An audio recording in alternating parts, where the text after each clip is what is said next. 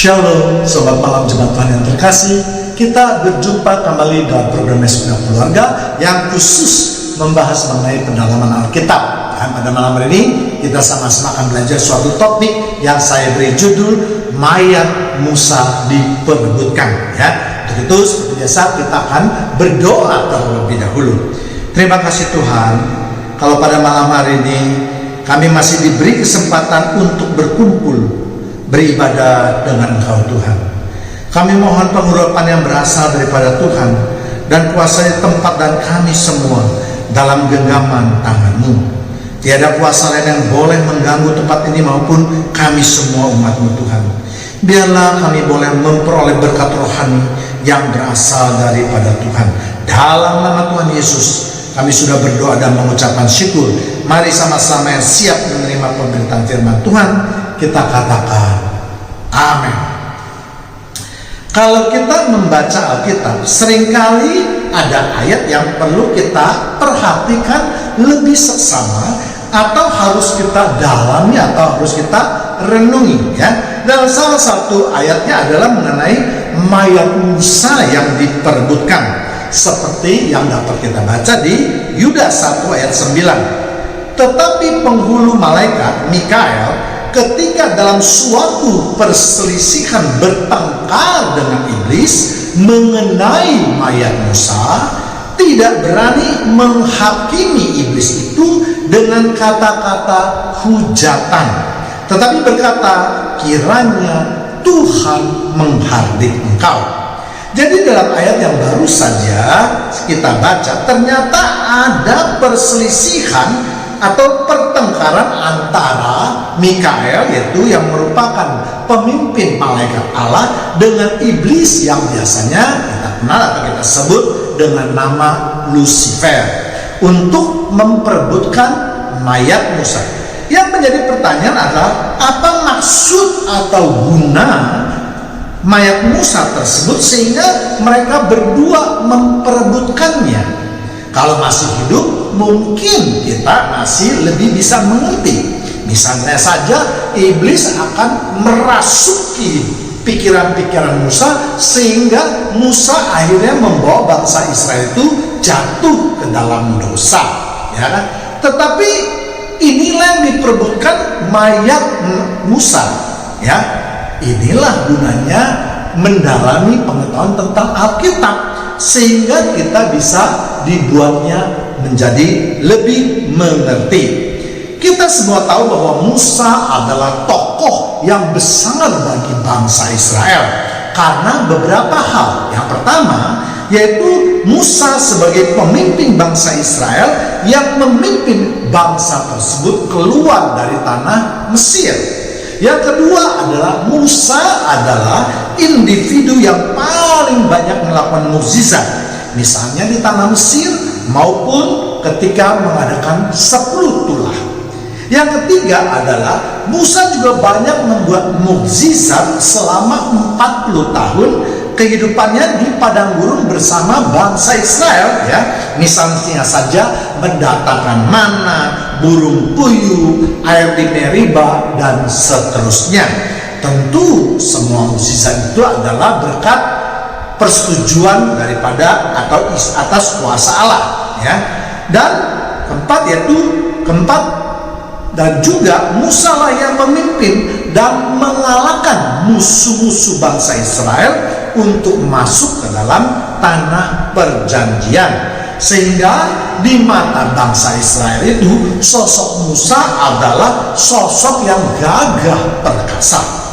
Dengan banyaknya Musa membuat mukjizat dan lamanya Musa hidup bersama bangsa Israel, maka segala permasalahan kehidupan bangsa Israel itu digantungkan ke pundak Musa. Kalau mereka lapar dan haus, maka mereka langsung akan membandingkan kehidupan sekarang ini, yaitu ketika mereka berada di padang gurun, dengan kehidupan di Mesir, Yang mereka gambarkan adalah segala kebutuhan hidupnya dipenuhi ketika di Mesir. Padahal kita tahu bahwa sebagai budak tentu mereka tidak mungkin dipenuhi segala kebutuhannya.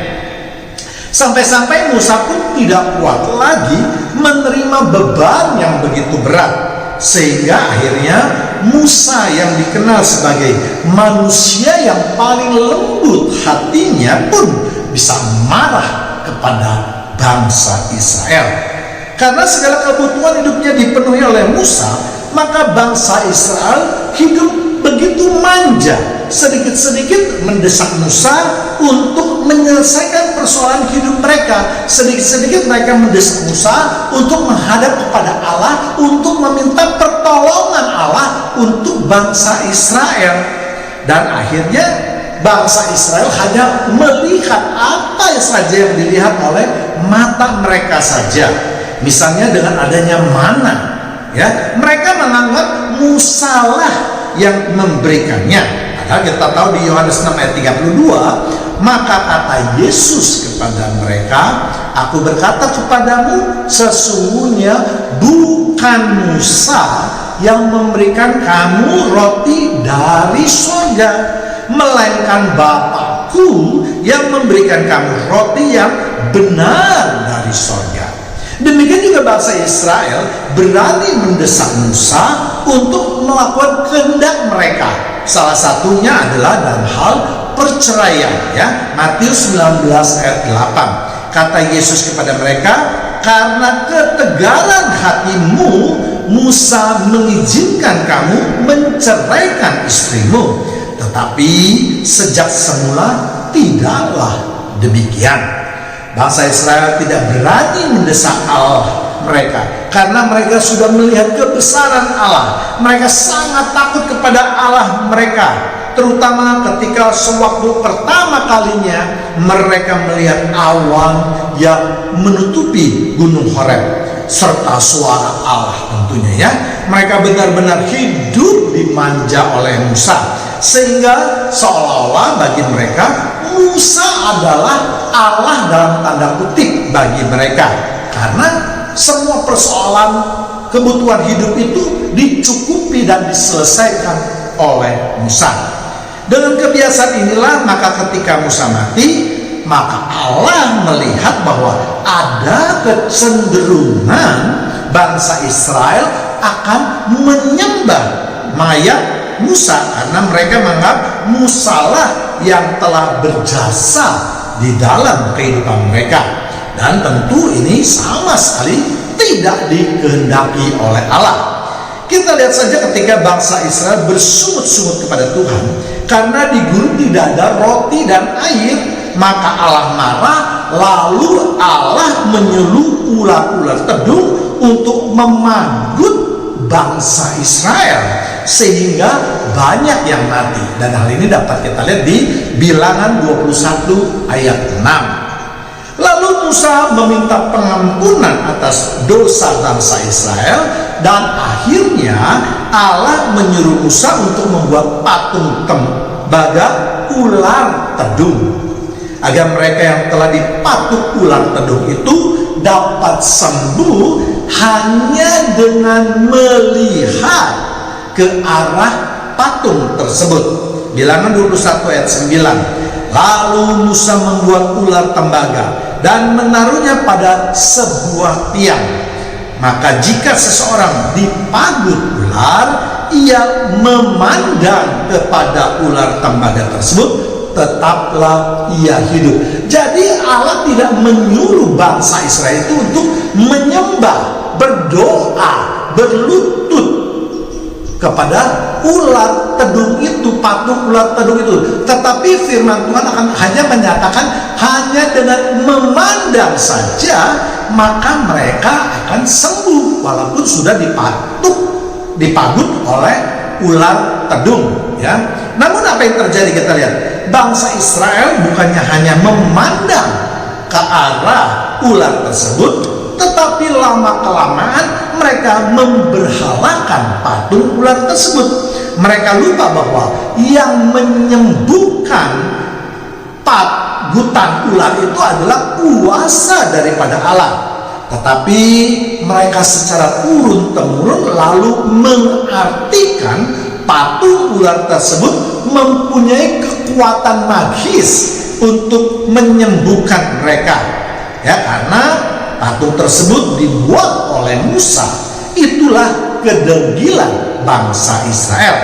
Dan lambang ular dan tongkat ini pun akhirnya dipakai sebagai lambang medis dalam mitologi Yunani sampai hari ini. Ya, jadi maksud saya, kalau dulu beberapa puluh tahun yang lalu, terutama tahun 70-80-an, itu atau tahun 90-an juga masih bisa kita lihat bahwa banyak apotek itu memasang iklan di luar tokonya itu dengan gambar tiang dan ular. Ya, nanti kita akan lihat gambarnya ya. Nah, akan saya sampaikan juga gambarnya ya. Dan akhirnya Allah menggerakkan hati Raja Hizkia untuk menghancurkan patung ular tedung tersebut ya. 2 Raja 18 ayat 4. Dialah yang menjauhkan bukit-bukit pengorbanan dan yang meremukkan tugu-tugu berhala, dan yang menebang tiang-tiang berhala, dan yang menghancurkan ular tembaga yang dibuat Musa. Sebab sampai pada masa itu orang Israel memang masih membakar korban bagi ular itu yang namanya Nehustan. Ya, jadi kita lihat ya, ini juga seringkali terjadi dalam kehidupan kita. Sesuatu yang mula-mula seharusnya tidak diberhalakan, tidak disembah, memang mempunyai kekuatan untuk menyembuhkan, tapi lama-lama karena kurangnya pengertian di antara mereka, karena mereka hanya melihat apa yang dapat dilihat oleh mata, tidak melihat di balik daripada maksud tersebut, akhirnya mereka merasa bahwa apa yang nampak di mata itulah menjadi sumber kekuatan atau sumber penyembuhan mereka. Ya, jadi kalau patung yang dibuat Musa saja lama-lama bisa menjadi tempat penyembahan berhala, apalagi mayat Musa. Itulah sebabnya Allah memerintahkan malaikat Mikael untuk segera mengambil mayat Musa, karena ketika dia sudah mati ya. Namun rupanya iblis pun mempunyai suatu maksud lain terhadap mayat Musa tersebut ya, karena iblis ingin membuat bangsa Israel itu jatuh ke dalam dosa, sehingga iblis pun berusaha untuk merebut mayat tersebut. Yaitu dengan maksud apa? Ya, kalau iblis dapat menguasai mayat tersebut, lalu nanti mayat itu akan disembah oleh bangsa Israel. Lama-kelamaan maka mayat Musa itu juga akan dianggap sebagai Allah dalam tanda kutip tentunya ya. Jadi ada dua keinginan yang bertolak belakang ya. Tuhan tidak menghendaki mayat tersebut jangan sampai disembah, karena itu merupakan kekejian bagi Tuhan. Sebaliknya iblis menghendaki mayat Musa disembah, sehingga membuat dosa besar tentunya bagi bangsa Israel. Dan kita tahu ya, kalau ada dosa yang besar dalam suatu bangsa, maka Tuhan akan memusnahkan bangsa tersebut. Dan inilah tujuan daripada iblis ya. Dan kita tahu juga akhirnya bahwa mayat Musa diangkat dan dibangkitkan di sorga ya. Penafsiran ini memang tidak tercatat di dalam Alkitab secara harfiah, namun dapat kita tafsirkan, yaitu ketika Musa bersama dengan Nabi Elias serta Yesus bercakap-cakap di atas sebuah bukit. Inilah buktinya bahwa Musa telah masuk ke dalam surga. Musa telah diangkat ke dalam surga. Sebab kalau Musa dan Nabi Elia itu tidak berada di tempat yang sama, maka dia tidak bisa berkumpul atau bertemu di suatu tempat ya, untuk lebih mengenal atau lebih mengerti mengapa posisi bisa demikian. Maka jemaat Tuhan yang terkasih dapat melihat di video saya yang lain yang saya beri judul Kemana Roh Orang Mati ya. Jadi jelas kalau Musa, Nabi Elia dan Yesus itu bertemu di bukit, berarti mereka semuanya kudus. Karena kita tahu bahwa Yesus ketika di bukit itu ingin bertemu dengan Musa dan Elia, Yesus berubah. Berubah itu bukan terus berubah bentuknya jadi macam-macam, tapi berubah dengan memakai tubuh kemuliaannya. Maka dikatakan di cerita itu mereka bertiga bersinar menimbulkan cahaya terang yang kuat. Inilah buktinya bahwa mereka itu dalam keadaan kudus, dan orang kudus pasti arahnya ada di sorga, ya. Sekarang yang menjadi pertanyaan, pelajaran apa yang dapat kita ambil dalam peristiwa tersebut? Ya, ini yang paling penting. Saya mencatat minimal ada 2 hal yang perlu kita perhatikan. Yang pertama itu, bagaimanapun hebatnya manusia, jangan sekali-kali kita memberhalakannya. Artinya jangan kita menyembah dia, ya. Ya, sebab banyak juga hamba Tuhan yang memang menginginkan dirinya dianggap sebagai wakil Tuhan atau wakil Allah. Ya, kalau mengatakan menjadi wakil Allah atau menjadi wakil Tuhan itu berarti kekuasaannya mendekati kekuasaan Tuhan. Atau sebaliknya juga jemaat yang menganggap pendeta atau gembalanya sebagai wakil dari Tuhan. Ya, kalau ada pendeta atau gembala atau siapapun juga yang dipakai oleh Tuhan, maka janganlah sekali-kali kita mentuhankan mereka.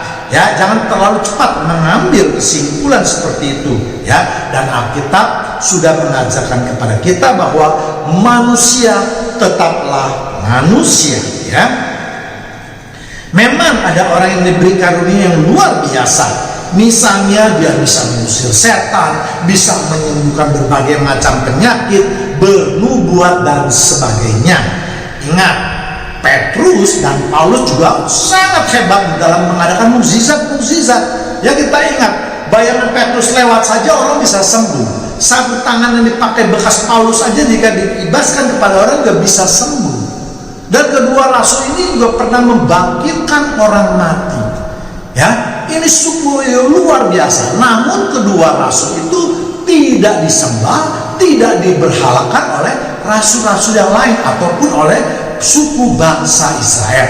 Ya, saya tidak pernah melihat ada orang Indonesia siapapun dia, apakah pendeta, gembala atau siapapun dia yang mampu membangkitkan orang mati. Ya, jadi dengan demikian kita harus ingat bahwa bagaimanapun hebatnya manusia, mereka ada tetap manusia biasa, manusia yang bisa mati, ya. Dan hanya Tuhanlah yang harus kita tinggikan dan kita muliakan. Kemudian yang kedua yaitu janganlah kita hanya memperhatikan apa saja yang nampak oleh mata kita.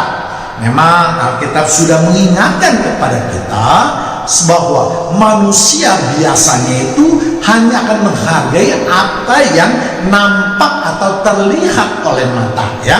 Tetapi Yesus mengajarkan bahwa kita harus percaya kepada apa yang tidak tampak, ya, apa yang ada di belakang peristiwa-peristiwa besar itu, sehingga iman kita tetap teguh dan tidak melenceng ke kiri ataupun ke kanan, ya. Kita harus selalu ingat bahwa semua kebaikan dan keajaiban Tuhan di dalam kehidupan kita itu adalah semua kuasa dan berkat kemurahan Tuhan, ya.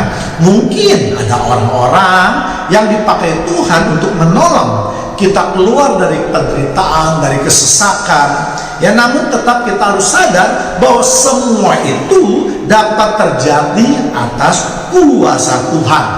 Ya, nama Tuhan Yesuslah yang harus ditinggikan dan dimuliakan. Sekali lagi, ya, memang mengucapkan terima kasih tentu itu harus, ya. Jangan juga karena kita berpikir karena orang itu sudah menolong kita, ya berarti sudah, itu kan bukan urusan dia, sebenarnya kuasa Tuhan. Jangan juga demikian, ya. Sebagai manusia kita tentu harus menghormati dan berterima kasih. Tetapi ingat, jangan berlebihan, ya. Yohanes 3 ayat 14. Sama seperti Musa meninggikan ular di padang gurun, demikian juga anak manusia harus ditinggikan. 15. Supaya setiap orang yang percaya kepadanya beroleh hidup yang kekal, ya. Demikianlah pemberitaan firman Tuhan pada malam hari ini. Biarlah firman Tuhan pada malam ini akan terus menambah wawasan kita mengenai ayat-ayat di dalam Alkitab dan akhirnya akan menguatkan iman percaya kita. Mari kita teduhkan kepala. Terima kasih Tuhan, kalau pada malam hari ini kami terus diberi pencerahan dan pendalaman mengenai firman-Mu. Biarlah firman yang telah ditaburkan akan terus hidup, berkembang dan berbuah di dalam kehidupan kami. Dalam nama Tuhan Yesus, haleluya, haleluya, amin.